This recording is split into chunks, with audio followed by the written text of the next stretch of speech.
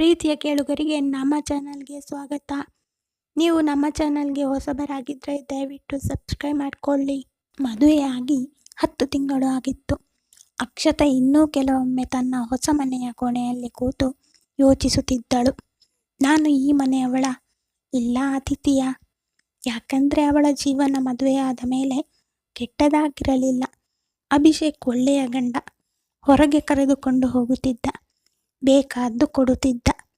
ಅತ್ತೆ ಸಾವಿತ್ರಮ್ಮ ಕೂಡ ಕೆಟ್ಟವರಲ್ಲ. ಆದರೆ ಕೆಲ ಮನೆಗಳಲ್ಲಿ ಜಗಳ ಇರಲ್ಲ, ಆದರೂ ಮನಸ್ಸಿಗೆ ಶಾಂತಿ ಇರಲ್ಲ. ಇದು ಅಕ್ಷತಾಳ ಮನೆಯ ಪರಿಸ್ಥಿತಿ. ಬೆಳಗ್ಗೆ 5:30 ಅಲಾರಾಮ್ ಮೊದಲು ಅಕ್ಷತೆ ಎದ್ದು ಬಿಡುತ್ತಿದ್ದಳು. ಅತ್ತೆ ಎದ್ದ ಮೇಲೆ ಇನ್ನೂ ನಿದ್ರೆ ಮಾಡ್ತಿದ್ದಾಳೆ ಅನ್ನಿಸಬಾರದು ಅನ್ನೋ ಭಯ. ಮೊದಲು ಹಾಲು ಕುದಿಸೋದು, ಅಡುಗೆ, ಟಿಫಿನ್, ಬಟ್ಟೆ, ಮನೆ ಸ್ವಚ್ಛ, ಅಭಿಷೇಕ್ಗೆ ಚಹಾ ಎಲ್ಲ ಮುಗಿಯುವಾಗ ಗಂಟೆ 8 ಆಗುತ್ತಿತ್ತು. ಅಭಿಷೇಕ್ ಟಿಫಿನ್ ತೆಗೆದುಕೊಂಡು ಬಾಯ್, ಸಂಜೆ ಬೇಗ ಬರೋಕೆ ಪ್ರಯತ್ನ ಮಾಡ್ತೀನಿ ಅಂತ ಹೋಗುತ್ತಿದ್ದ.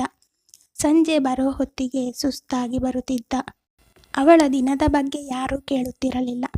ಒಂದು ದಿನ ಅಕ್ಷತಾ ಸಾಂಬಾರ್ ಮಾಡಿದ್ದಳು. ಸಾವಿತ್ರಮ್ಮ 1 ಚಮಚ ಹಾಕಿಕೊಂಡು ಹುಳಿ ಜಾಸ್ತಿ ಅಂದರು. ಅಕ್ಷತಾ ತಕ್ಷಣ ಮುಂದಿನ ಸಲ ಕಡಿಮೆ ಹಾಕ್ತೀನಿ ಅಂದಳು. ಮತ್ತೆ ಹೇಳಿದರು, ನಿಮ್ಮ ಮನೆಯಲ್ಲಿ ಯಾರೂ ಟೇಸ್ಟ್ ನೋಡಿ ಅಡುಗೆ ಮಾಡೋದಿಲ್ಲವಾ? ಆ ಮಾತು ಅಕ್ಷತಾಳಿಗೆ ಬೇಜಾರು ಆಯಿತು. ಆದರೂ ಸುಮ್ಮನಿದ್ದಳು. ಆ ದಿನ ರಾತ್ರಿ ಅಭಿಷೇಕ್ ಕೇಳಿದ, ಏನು ಸೈಲೆಂಟ್ ಇದ್ದೀಯಾ? ಏನಿಲ್ಲ. ಅವನು ನಂಬಿದ, ಅವಳು ಹೇಳಲಿಲ್ಲ. ಹೀಗೆ ದಿನಗಳು ಹೋದವು. ಸಣ್ಣ ಸಣ್ಣ ಮಾತುಗಳು, ಇದು ಬರಲ್ಲ, ಅದು ಗೊತ್ತಿಲ್ಲ. ನಾವು ಚಿಕ್ಕ ವಯಸ್ಸಿನಲ್ಲಿ ಎಷ್ಟು ಕೆಲಸ ಮಾಡಿದ್ದೀವಿ? ಅಕ್ಷತಾ ಕೇಳುತ್ತಾ ಇದ್ದಳು. ಒಂದು ದಿನ ತನ್ನ ಅಮ್ಮ ಜೊತೆ ಫೋನ್ನಲ್ಲಿ ಮಾತನಾಡುತ್ತಿದ್ದಳು. ಅಮ್ಮ ಕೇಳಿದಳು, ಹೇಗಿದ್ದೀಯಾ? ಅಕ್ಷತಾ ನಕ್ಕಳು.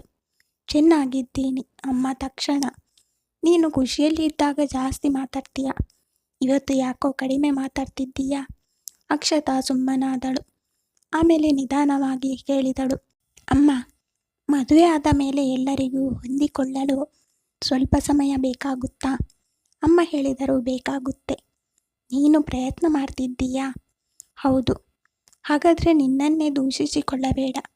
ಆ ರಾತ್ರಿ ಅಕ್ಷತಾ ತುಂಬ ಹೊತ್ತು ಮಲಗಲಿಲ್ಲ. ಕೆಲ ದಿನಗಳ ನಂತರ ಅಭಿಷೇಕ್ ಆಫೀಸ್ನಲ್ಲಿ ಬಿಸಿ. ಅಕ್ಷತಾಗೆ ಜ್ವರ.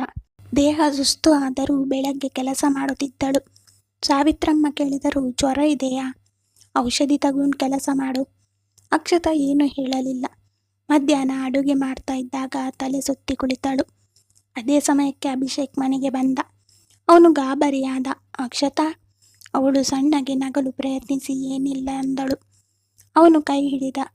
ಜ್ವರ ಇದೆ, ಆಸ್ಪತ್ರೆಗೆ ಕರೆದುಕೊಂಡು ಹೋದ. ಡಾಕ್ಟರ್ ಪರೀಕ್ಷೆ ಮಾಡಿ ಹೇಳಿದರು, ದೇಹಕ್ಕೆ ವಿಶ್ರಾಂತಿ ಬೇಕು.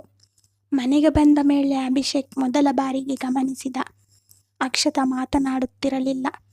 ರಾತ್ರಿ ಅವನು ಪಕ್ಕದಲ್ಲಿ ಕೂತು ಕೇಳಿದ, ಏನಾದರೂ ಸಮಸ್ಯೆ ಇದೆಯಾ? ಇಲ್ಲ.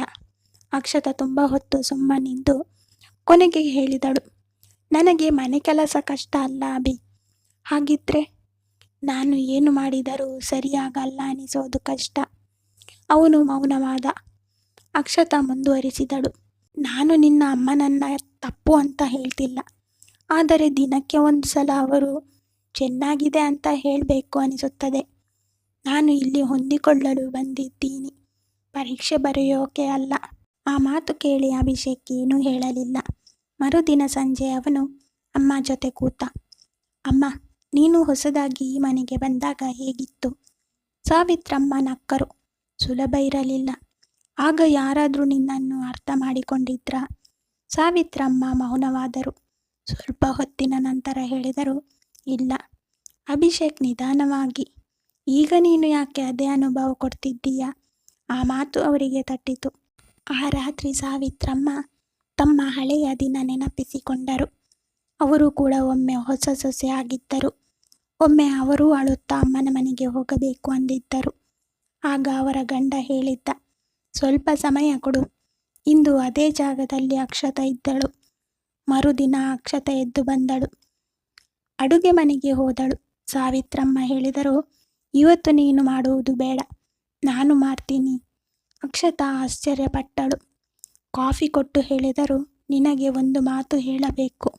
ನಾನು ನಿನ್ನನ್ನು ಸರಿ ಮಾಡ್ತಿದ್ದೀನಿ ಅಂದುಕೊಂಡೆ, ಆದರೆ ನಿನ್ನನ್ನು ದಣಿಸುತ್ತಿದ್ದೆ ಅನ್ನೋದು ಗೊತ್ತಾಗಲಿಲ್ಲ. ಅಕ್ಷತಾಳ ಕಣ್ಣಲ್ಲಿ ನೀರು ತುಂಬಿತು. ನೀನು ಪ್ರಯತ್ನ ಮಾಡ್ತಿದ್ದೀಯ, ನನಗೆ ಕಾಣಲಿಲ್ಲ ಅಷ್ಟೇ. ಅಕ್ಷತಾ ಮೊದಲ ಬಾರಿಗೆ ತೆರೆದ ಮನಸ್ಸಿನಿಂದ ಹೇಳಿದಳು, ನನಗೆ ನೀವು ಬೈದ್ರೆ ಬೇಜಾರು ಇಲ್ಲ ಅತ್ತೆ, ಆದರೆ ನಾನು ಈ ಮನೆಯವಳು ಅನಿಸಬೇಕು. ಸಾವಿತ್ರಮ್ಮ ನಿಧಾನವಾಗಿ ಹೇಳಿದರು, ಇಂದಿನಿಂದ ಹೊಸದಾಗಿ ಶುರು ಮಾಡೋಣ. ಕೆಲ ತಿಂಗಳುಗಳ ನಂತರ ಎಲ್ಲವೂ ಪರ್ಫೆಕ್ಟ್ ಆಗಿರಲಿಲ್ಲ. ಇನ್ನು ಕೆಲವೊಮ್ಮೆ ಮಾತು ಬರುತ್ತಿತ್ತು. ಆದರೆ ಈಗ ಅಕ್ಷತಾ, ಹೇಗೆ ಮಾಡೋದು ಗೊತ್ತಾ, ಅಥವಾ ಬಾ ಇಬ್ಬರು ಮಾಡೋಣ ಎಂಬ ಮಾತುಗಳು ಶುರು ಆಗಿದ್ದವು. ಒಂದು ದಿನ ನೆರೆಮನೆಯವರು ಕೇಳಿದರು, ಸೊಸೆ ಚೆನ್ನಾಗಿ ಹೊಂದಿಕೊಂಡಿದ್ದಾಳೆ ಅಲ್ವಾ? ಸಾವಿತ್ರಮ್ಮ ನಕ್ಕು ಹೇಳಿದರು, ಹೊಂದಿಕೊಂಡಿದ್ದು ಅವಳು ಅಲ್ಲ, ನಾವು. ಅಕ್ಷತಾ ಅಡುಗೆ ಮನೆಯಿಂದ ಕೇಳಿಸಿಕೊಂಡಳು. ಸುಮ್ಮನೆ ನಕ್ಕಳು. ಯಾಕಂದರೆ ಕೆಲ ಮನೆಗಳಲ್ಲಿ ಪ್ರೀತಿ ದೊಡ್ಡದಾಗಿ ಕಾಣಿಸೋದಿಲ್ಲ, ಅದು ನಿಧಾನವಾಗಿ ಬರುತ್ತೆ, ಒಬ್ಬರು ಅರ್ಥ ಮಾಡಿಕೊಳ್ಳಲು ಶುರು ಮಾಡಿದಾಗ. ಧನ್ಯವಾದಗಳು. ಈ ಕತೆ ಇಷ್ಟ ಆಗಿದ್ದರೆ ಲೈಕ್ ಮಾಡಿ, ಶೇರ್ ಮಾಡಿ. ಇದೇ ತರಹದ ಕತೆಗಳಿಗೆ ನಮ್ಮ ಚಾನಲನ್ನು ಸಬ್ಸ್ಕ್ರೈಬ್ ಮಾಡಿಕೊಳ್ಳಿ.